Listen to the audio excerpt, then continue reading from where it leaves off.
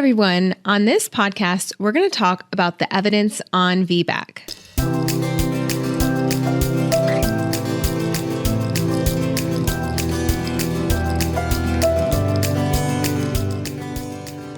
Everyone, and welcome to this episode of the Evidence-Based Birth Podcast. Today, I'm excited to bring to you a focus on the evidence on a really important topic, and that topic is vaginal birth after cesarean, or VBAC. Before we get started, I just wanted to make a quick announcement, and that is that we are opening the application period for our Evidence-Based Birth Instructor Program on February 5th. And we have 3 live Q&A sessions, and the first one starts tonight. So if you're at all interested in learning more about our instructor program, you can just go to evidencebasedbirth.com/instructor and sign up for one of our 3 Q&A sessions. If you can't make it live, you're always welcome to watch the recording. And now, without any further ado, let's get on to our VBAC info. We have received so many requests at Evidence-Based Birth to cover VBAC. And although we're not going to publish a fully peer-reviewed signature article at this time, I thought I would go ahead and share with you some information about VBAC for a class we teach at our Higher Ed website at Evidence-Based Birth, all about the research evidence on VBAC. And to make it easy for you, we have a full transcript of this podcast, as well as links to all of the scientific references at evidencebasedbirth.com/VBAC. Just to give you some background, VBAC rates vary by country, but the latest data that we have from the United States show that the VBAC rate in the US was 13.3% in 2018, which was up from 12.8% in 2017. Now, when I say VBAC rate, this means the percentage of people who have a scar on their uterus from a prior cesarean who go on to have a vaginal birth with the current pregnancy. VBAC rates across the United States and in other countries as well can be fairly low, even though success rates are high, meaning that the percentage of people who actually achieve a VBAC when they plan one are high. There's a lot of confusion around the topic of VBAC, and many times what I see as a lack of true informed consent. Organizations like the National Institutes of Health and the American Congress of Obstetricians and Gynecologists use words like safe, reasonable, and appropriate when they talk about VBAC. However, in many places in the US, families are steered away from VBAC with frightening language that's used by their providers. The truth is, whether or not to pursue a VBAC with a subsequent pregnancy is a very preference-sensitive decision, and families deserve full information about the benefits and risks of all their options so that they can make the decision that is best for their family. In fact, VBAC is considered a good option for most people who have a scar in their uterus. There are only a few what we call contraindications to VBAC. These are things that make a VBAC much less safe or more unsafe.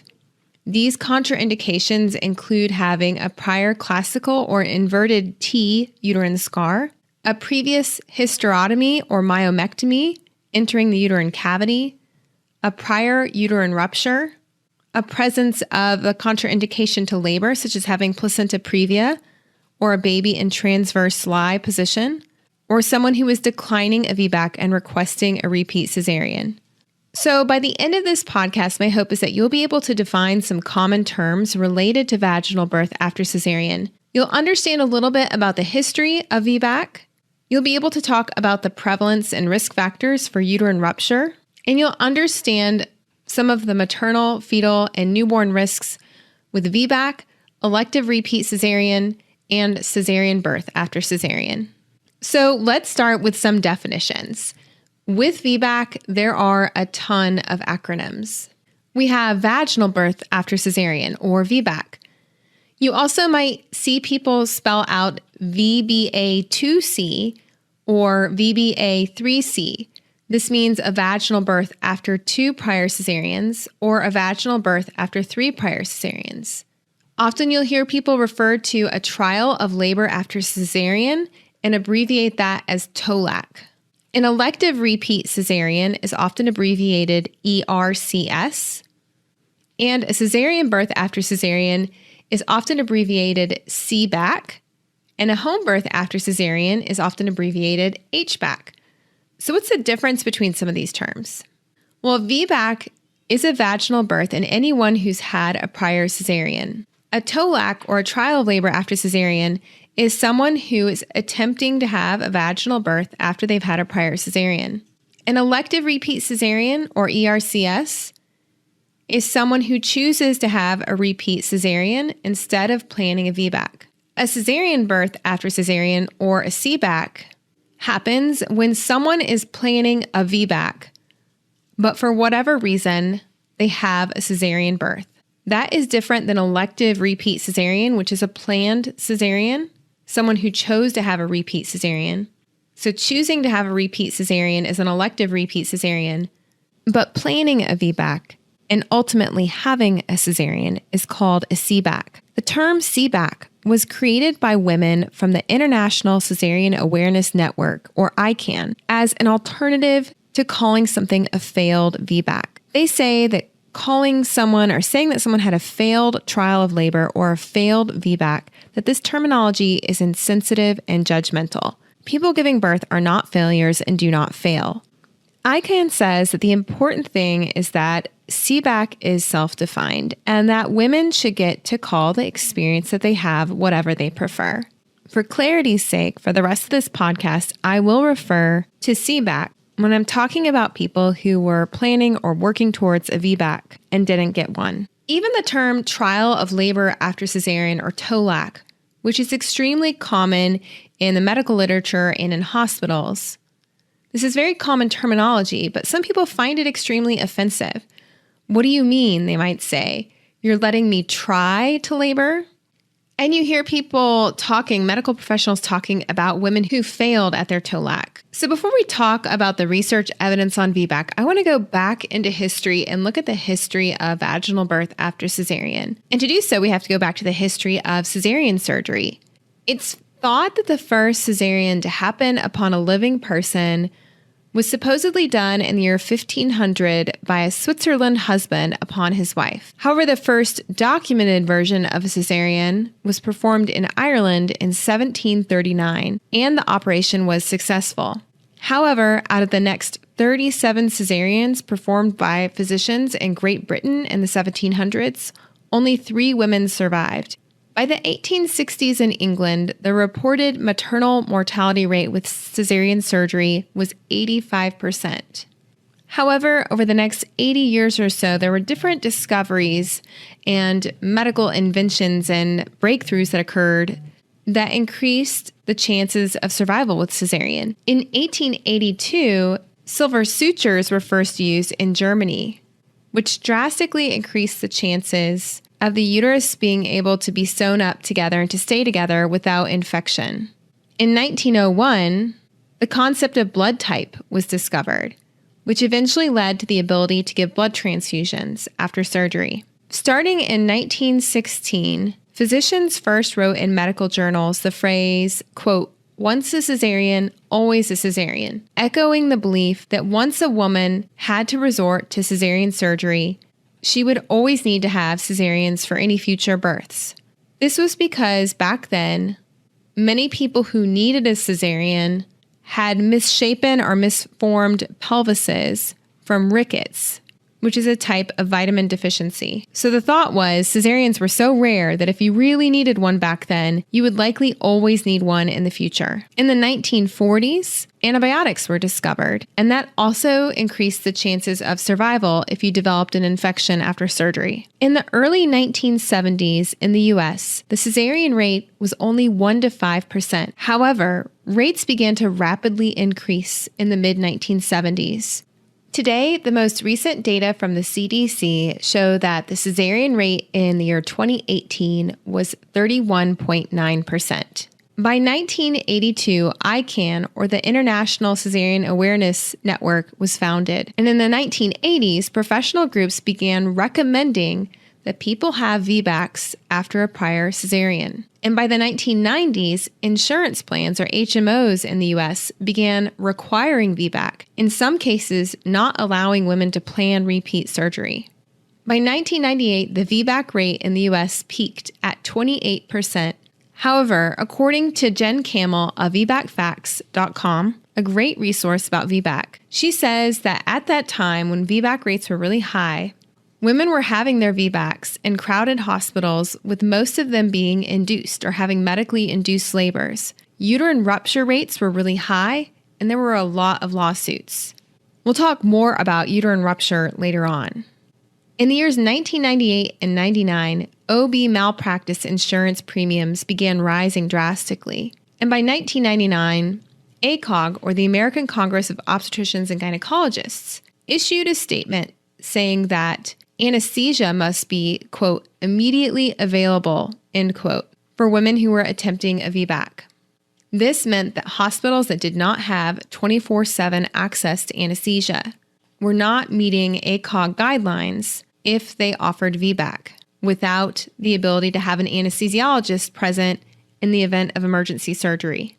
These problems, the malpractice insurance premiums, and the immediately available clause had a chilling effect on VBAC rates in the U.S. By 2004, the VBAC rate had dropped drastically to 9.2%. And in 2009, ICANN reported that VBAC bans, where hospitals literally banned VBAC, existed in 30% of U.S. hospitals, and that there were de facto bans in an additional 14%. What a de facto ban means is they don't have a policy explicitly banning VBAC, but because there were no physicians willing to do a VBAC, it was not an option at their facility. In 2010, the National Institutes of Health in the United States hosted a consensus development conference.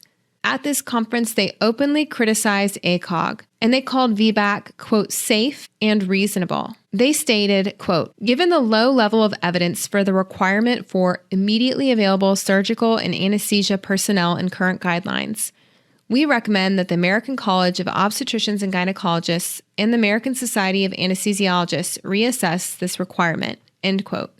This consensus at the National Institutes of Health did influence ACOG. In that same year, ACOG changed the immediately available clause in their paper on VBAC. In their 2010 practice bulletin, ACOG stated that most people are candidates for a trial of labor after cesarean and should be offered one. They continued to recommend that TOLAC be undertaken at facilities capable of emergency deliveries with staff immediately available. However, they went on to say that when resources for immediate cesarean delivery are not available, the college recommends that providers and patients discuss the hospital's resources and that respect for patient autonomy supports that patients should be allowed to accept increased levels of risk. So if ACOG backtracked a little bit and softened their guidelines, why do we still have fairly low VBAC rates in the U.S.? The truth is there are a lot of restraining forces that prevent the VBAC rate from rising significantly. There continue to be very high malpractice insurance premiums for providers and hospitals who offer VBAC. They're afraid of lawsuits. There's also time commitments involved to supporting a labor. A labor can take a lot longer than simply wheeling someone in for a repeat surgery. Many people still saw the ACOG guidelines as still causing trouble because they still had that immediately available phrase in their recommendations. And then finally, culturally, VBAC is seen as, quote, not safe. A lot of people still believe that phrase from the 1916, once a cesarean, always a cesarean. In 2017, ACOG updated their practice bulletin on VBAC. There weren't any really big changes. The main changes were an increased emphasis on VBAC, quote, success calculators, or using mathematical formulas to decide how likely someone is to be successful. They added some stronger wording about not coercing clients into repeat surgery. They clarified that epidurals should not be considered necessary if you're attempting a VBAC. I believe this comes from the fact that there are many hospitals across the United States that require people who are attempting a VBAC to have an epidural, and ACOG said that was not necessary. They also added a new statement saying that home birth was contraindicated for VBAC. In the 2019 ACOG guidelines, they called this an interim update, and they made one small update to their guidelines about people giving birth after a prior uterine rupture. They suggest that people who have experienced a uterine rupture in a prior labor should have a planned repeat cesarean before the start of labor, and they suggest planning that between 36 weeks to 37 weeks. So I've mentioned uterine rupture a few times. So what is it that I'm talking about? Well, uterine rupture is defined as an anatomic separation of the uterine muscle with or without symptoms. Uterine rupture is fairly rare, so you need to have at least 5,000 people in a study to determine how often it occurs. Also, the manner in which a uterine rupture is defined can greatly affect the rates that are reported, because there's a difference between uterine rupture and uterine dehiscence. And I'll be explaining uterine dehiscence a little bit later on in this podcast. The risk of uterine rupture for people who are having a trial of labor after cesarean is about 0.47%. The risk of uterine rupture for people who are having an elective repeat cesarean is about 0.026%. Things that can increase your risk for experiencing a uterine rupture include having a prior uterine rupture, having a classical cesarean scar or an inverted T-shaped scar. Having your labor induced medically can also increase the risk of uterine rupture. The risk is about 1.1% if you have Pitocin, about 2% if you have prostaglandins, and 6% if you're given misoprostol to induce labor. There's also a link between having your labor augmented with Pitocin and uterine rupture. There are also some protective factors that can lower your risk of having uterine rupture. Having had a prior vaginal birth has a protective effect. It doesn't matter if your vaginal birth was before or after your prior cesarean. And having spontaneous labor, meaning you go into labor without the use of medications, is also protective. There also seems to be a protective effect with spacing out your pregnancy from your last prior cesarean. The optimal spacing between pregnancies is yet to be determined as results between studies are conflicting. There are about 4 studies that we were able to find on this topic. After reading these 4 studies, our takeaway about the spacing between pregnancies and the risk of rupture is that the risk of uterine rupture is probably greatest if there's an interval between pregnancies of less than 6 months. And based on the research, a 24-month gap or longer between deliveries, so from one birth to the next birth, is probably the most protective spacing to lower the risk of rupture. But 20-month spacing would be protective compared to 14 months, for example. Now, because the risk of uterine rupture is so low, it's very difficult to predict exactly who's going to have a uterine rupture. So it's important to know the signs and symptoms. Unfortunately, pain has found to be an unreliable sign of uterine rupture. However, someone might have abnormal pain, or a change in their pain, or a change in the level of concern about pain. Fetal heart rate abnormalities are the most common sign associated with uterine rupture. Problems with the fetal heart rate have been reported in up to 70% of cases of uterine rupture. Because of this, ACOG says that there's limited or inconsistent scientific evidence for continuous fetal heart rate monitoring during labor for VBAC. Other potential signs and symptoms of uterine rupture include the mother having low blood pressure or a high heart rate, having blood in the urine, excessive vaginal bleeding, or the mother being restless, or the loss of fetal station, meaning the baby was coming down, but now all of a sudden they're not. Rupture of the uterus can be a catastrophic event for both the birthing person and the baby and requires emergency interventions. Fortunately, the majority of babies who experience a uterine rupture will survive. The chances that the birthing person will need a hysterectomy or their uterus removed surgically after the uterine rupture ranges from 14 to 33%. The risk of the baby dying is 6%. However, that risk goes down if the uterine rupture happened at term. The death rate at term is less than 3%. Overall, the risk of the baby dying during the birth is about 20 deaths per 100,000 trial of labors. In one high-quality study with 18,000 VBACs, they documented 124 uterine ruptures and 2 perinatal deaths, meaning the baby died either before it was born or in the month after birth, for a death rate of 1.6% with uterine rupture. In contrast to uterine rupture, which is typically associated by most people with VBAC or trial of labor after cesarean, placenta accreta is a life-threatening complication that is associated with repeat cesareans. Placenta accreta is defined as a life-threatening obstetric condition when part or all of the placenta invades and becomes inseparable from the uterine wall. The maternal death rate with placenta accreta is 7%, and that's because life-threatening hemorrhage can occur, which often requires blood transfusion. People who have placenta accreta are more likely to require a hysterectomy, having their uterus completely removed, and they have longer hospital stays. Researchers have found that the incidence of placenta accreta is increasing, and it's paralleling the cesarean rate in the United States, meaning as the cesarean rate goes up or stabilizes, so does the placenta accreta rate. The greatest risks to the mother happen when the placenta is implanted along the uterine scar. And unfortunately, the risk of placenta accreta increases with each subsequent cesarean surgery. With the second cesarean, the risk is 0.31%. With the third, it's 0.57%. With the fourth cesarean, it's 2.13%. With the fifth, it's 2.33%. And with the sixth cesarean, the risk of having placenta accreta is 6.74%. This is a big reason why physicians often recommend that birthing people limit the size of their families when they start to have cesareans.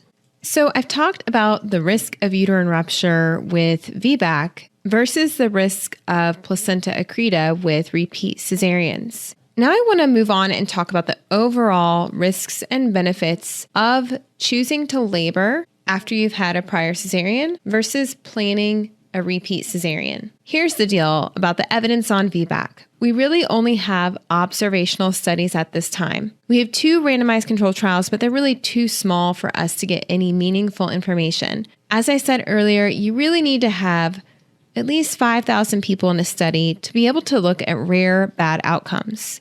Also, the manner in which uterine rupture is defined in different studies can greatly affect the rates of uterine ruptures that are reported, because sometimes researchers include something called uterine dehiscence along with uterine rupture. As I said earlier, a uterine rupture is an anatomic separation of the uterine muscle, with or without symptoms.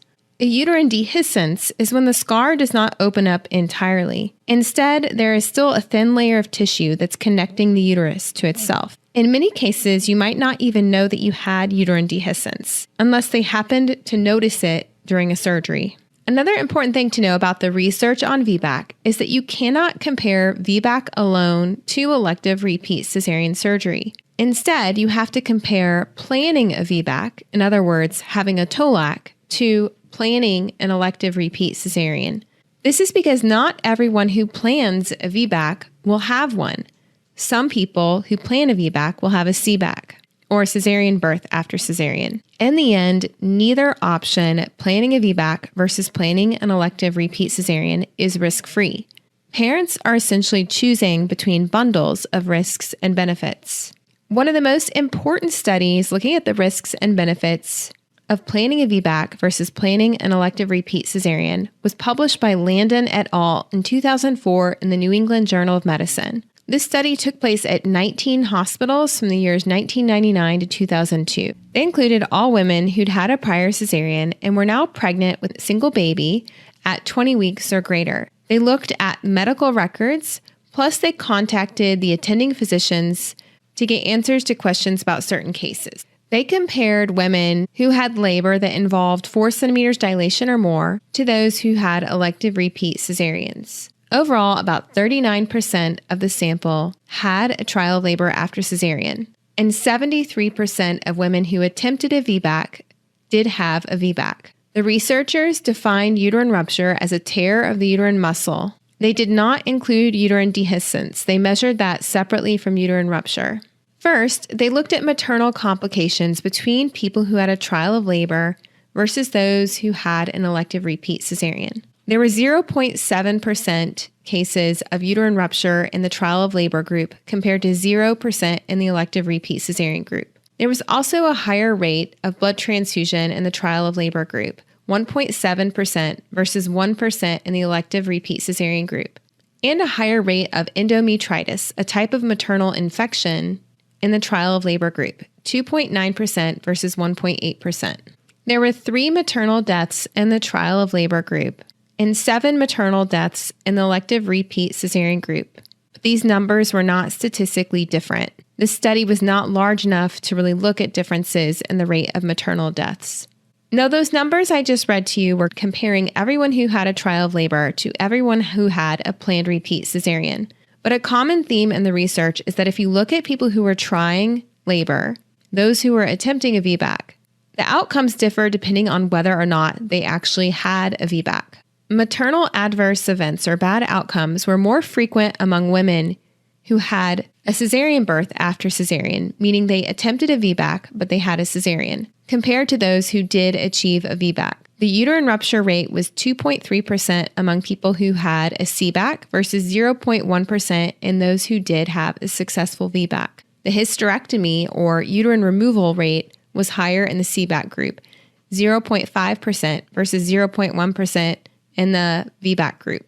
There was a higher rate of blood transfusions among people who had CBACs, 3.2% versus 1.2% among people who had achieved a VBAC. And there was a much higher rate of infection in the CBAC group. 7.7% had endometritis versus 1.2% in the VBAC group. So like I said, the adverse events or bad outcomes were more frequent among people who had a CBAC compared to those who did have a VBAC. When they looked at complications for the baby, after they excluded congenital anomalies, the perinatal death rate, which includes stillbirths and newborn deaths, was 1.4 per 10,000 in the elective repeat cesarean group and 4 per 10,000 in the trial of labor after cesarean group. They also found that the stillbirth rate at 39 weeks or greater was higher in the trial of labor after cesarean group. There were 16 stillbirths out of about 15,340 trial of labors versus 5 stillbirths out of about 15,014 elective repeat cesareans. This increased risk of stillbirth at 39 weeks or later makes sense for the trial of labor group because many of these women were waiting for labor to begin, while most people who choose an elective repeat cesarean would have already given birth by that time point. Another potential reason for the higher rate of stillbirths in the trial of labor group is that women who experienced a stillbirth might have been more likely to be encouraged by their provider to have a trial of labor and to not undergo surgery. There were 12 cases of brain damage in babies related to low oxygen during the birth among women who had a trial of labor. 7 of those 12 cases happened with a uterine rupture. In 4 of the other cases, a cesarean was done because of non-reassuring patterns in the fetal heart rate. There were 0 cases of low oxygen brain damage in the elective repeat cesarean group. In 2010, Goyet et al. Published a meta-analysis all about the outcomes with VBAC, and they evaluated 203 fair or better quality studies on VBAC. They found 41 studies that provided data on maternal outcomes and 11 studies that provided data on infant outcomes. Some of the studies sorted the participants into people who were induced versus those who were not induced, and some studies did not separate out inductions from spontaneous labors.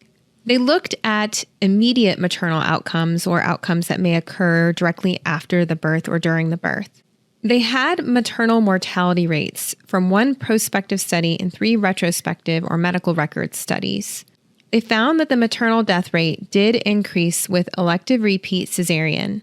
They found that the chances of someone dying with a term pregnancy with an elective repeat cesarean were 9.6 per 100,000 full-term pregnancies versus 1.9 deaths per 100,000 full-term pregnancies with those who attempted a trial of labor. They had uterine rupture rates from 4 prospective studies and 4 retrospective studies, and they found that the rate of uterine rupture increased with the trial of labor. The percentage of uterine rupture with the trial of labor was 0.47% versus 0.03% with elective repeat cesareans. The rates of hysterectomy or uterus removal did not differ between groups. However, there were higher rates of blood transfusion with trial of labor and higher rates of infection with trial of labor. They found that people who had elective repeat cesareans had longer hospital stays on average compared to those who had a trial of labor. Next, they summarized the results of immediate health outcomes for the infant. 4 out of 4 studies that they examined found no difference in APGAR scores between people who had a trial of labor and those who had an elective repeat cesarean. There were 8 studies that looked at NICU admissions or admissions to the intensive care unit for newborns. And 6 of the 8 studies found no difference in the rate of NICU admissions between elective repeat cesarean and trial of labor. they did find evidence that the perinatal death rate may be increased by trial of labor. They had perinatal mortality rates from 4 retrospective studies and 1 prospective study. The risk of the baby dying, either by stillbirth or in the first month of life, was 1.3 deaths per 1,000 term pregnancies in the trial of labor group versus 0.5 deaths per 1,000 term pregnancies in the elective repeat cesarean group. The authors state that the degree of increased risk of perinatal death with trial of labor is uncertain, and the retrospective nature of many of the studies makes it impossible to determine whether the trial of labor was responsible for the increased risk. There's a couple other interesting studies I want to mention. There was one published by Smith in 2002. This was a large population-based study in Scotland that looked at outcomes between the years 1992 and 97. They compared a trial of labor after cesarean with about 15,500 women to planned elective repeat cesarean with about 9,000 women, and they compared both of those groups to first-time mothers who went into labor, about 137,000 first-time mothers. They found that the risk of perinatal death, which is a combined measure of stillbirth or newborn death, that the risk of perinatal death with trial of labor was 12.9 per 10,000. This was higher than repeat cesareans. That risk of death was 1.1 per 10,000. But the risk of perinatal death with trial of labor after cesarean was similar to the rate of first-time mothers. Their risk of perinatal death was 9.8 per 10,000. So in other words, the risk of perinatal death with trial of labor after cesarean, based on this study, is thought to be similar to the rate of perinatal death with a first-time mother who's giving birth for the first time.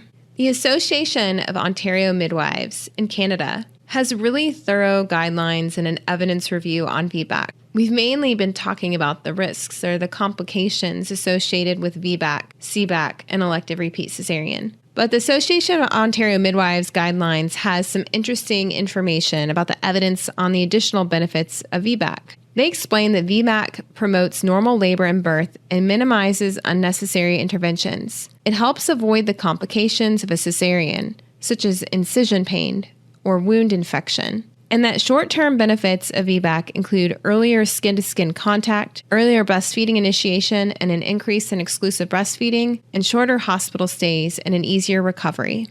In future pregnancies, having a prior cesarean is associated with an increased risk of uterine rupture, abnormal placental implantation, ectopic pregnancy, stillbirth, and preterm birth. And these risks can increase in a dose-response manner, meaning the higher the number of cesareans, the more likely you are to have these types of complications in future pregnancies. So planning a VBAC may help you avoid these risks if you plan on having more children. There is also emerging evidence that babies that are born by cesarean have different hormonal, physical, bacterial, and medical exposures at birth, and these exposures can subtly alter the neonatal physiology. In infancy and childhood, there's been research looking at the risks of cesarean, including an altered immune development, an increased likelihood of having allergies or asthma, and reduced intestinal gut microbiome diversity. The persistence of these risks into later life is less well investigated, although an association between cesarean birth and a greater incidence of asthma has been frequently reported. Another factor that's sometimes discussed in the research is the issue of multiple repeat cesareans. And that is, if you follow that old traditional rule, once a cesarean, always a cesarean, if you have multiple children, you may end up with multiple repeat cesareans. One of the best and most high-quality studies on this topic was published by Silver et al. In 2006. This was a large observational study that took place at 19 medical centers. And they studied 30,132 cesareans that occurred without labor, including 6,201 first-time cesareans, 15,808 second-time cesareans, and they also looked at third, fourth, fifth, and sixth cesareans. Now, as they got down into fifth and sixth cesareans, the numbers really dropped off. So, for example, they only looked at 89 women who had 6 or more cesareans. The researchers found increasing risks of maternal complications with an increased number of cesareans. Sometimes the risks, such as ICU admission or blood transfusion, were higher with the first planned cesarean, dipped down and got a little better with the second, and then began rising with subsequent cesareans. And I already talked earlier, though, about the placenta accreta risk that rises gradually with each repeat cesarean. In the end, when you take a step back and look at all the research evidence on VBAC, you have to keep in mind that this is a preference-sensitive decision. Some risks are higher with trial of labor after cesarean, whilst other risks are higher with multiple repeat cesareans. Overall, the absolute or overall risks of both trial of labor after cesarean and elective repeat cesarean are low. But given the fact that complications can increase the more times you have surgery, looking at intended family size is important. It's also important to remember that half of all pregnancies in the US are typically unplanned. So even if you're intending to stop with 2 children, you may go on to have more. Recently, I've seen a lot of buzz about VBAC prediction models. Many researchers have tried to create calculators. They develop these calculators in the hopes of individualizing the discussion between pregnant people and their care providers about whether to plan a VBAC or an elective repeat cesarean. With these calculators, you enter your personal data, and it kind of spits out the percentage chance that you would have a VBAC instead of a CBAC. The thought process behind this is that it would be important to know your chances of success because the best outcomes occur with a VBAC, the next best outcomes are with an elective repeat cesarean, and the most complications occur when you have a trial of labor after cesarean that turns into a cesarean birth after cesarean or CBAC. Although researchers seem to enjoy looking at research on how we can predict the success of someone having a VBAC, there are several limitations to these calculators. First, they do not consider the birthing person's values, preferences, or goals, or the practice setting. In some locations, the VBAC success rate may be low, not necessarily because the women can't VBAC or the people can't VBAC, but because perhaps the hospital staff are not as supportive of VBAC. Also, VBAC prediction calculators have not yet been shown to reduce complications. In other words, they've not been prospectively validated in clinical trials. Some birthing people might consider these calculators a valuable tool for informed decision-making. Other birthing parents may find these calculators irrelevant at best or discouraging at worst. VBAC calculators should be offered but not required or forced on someone. For example, if you are a birthing person and you're highly motivated to have a VBAC and you're giving birth in a very VBAC supportive practice setting, a calculator's prediction of a low chance of, quote, success might not apply to your situation, and it might even cause harm by discouraging you from VBACing. One interesting side note is that racism, including the effects of prejudice and institutional racism, also appears to influence rates of VBAC. There is a significantly higher likelihood of VBAC among white mothers compared to Black, Asian, and Latina mothers. This is not because Black, Asian, and Latina mothers are physically incapable of having a VBAC. It's because the system is set up to discriminate against them. VBAC probability calculators take this into account and may discourage Black or Asian or Latina mothers from having a VBAC by showing that they have a lower chance of success. This to me seems unethical and places blame on the mother or the birthing person rather than the system that's not providing them with the best care. You have to remember that any factors that have been shown to increase or decrease your chance of VBAC are from observational studies, not randomized trials. So it's possible and important to consider that care providers may manage labors differently based on their suspicion of a higher or lower chance of VBAC. In other words, your chances of success for having a VBAC may be affected by clinician bias. For example, studies show that mothers aged 35 years and older have a higher rate of trial of labor that ends in a CBAC, or a quote failed VBAC, as it might be called. It's possible that advanced maternal age might make a VBAC less likely, or it could be that care providers are quicker to recommend surgery when someone who's 35 or older is having a trial of labor after cesarean. If you're labeled with a high or low probability of VBAC, this can be a self-fulfilling prophecy if it leads to changes in how the care provider takes care of you during labor, to either be more or less supportive of you attempting a VBAC. So I hope this information was helpful for you. I feel like I've just barely scratched the surface, even though we've spent so much time in this podcast going over the statistics and the evidence on VBAC. I do want to recommend a couple places where you can further your education. VBAC Facts is a great resource for people looking for information about pros and cons of VBAC versus choosing a repeat cesarean. The VBAClink.com is also an educational website, and they also have a podcast all about VBAC. You can also do like I do if you're really interested in VBAC and set up Google alerts or PubMed alerts for when research comes out with titles using the word VBAC. The Association of Ontario Midwives has their clinical guidelines statement on VBAC freely available on their website, as well as a really great document that's called For Clients, Thinking About VBAC, Deciding What's Right for Me. It's a decision-making tool for people considering VBAC. And this resource is available for free in English, French, Spanish, Farsi, Arabic, and simplified Chinese. Powertopush.ca, a website based in British Columbia, Canada, also has a freely available patient information booklet about the options of VBAC and repeat cesarean. And that booklet is available in English, traditional Chinese, and Spanish. I also wanted to recommend ICAN, which stands for the International Cesarean Awareness Network, and they have a website, ican-online.org, and they have support groups in many communities around the world for people who have experienced a cesarean or are attempting a VBAC or planning a repeat cesarean.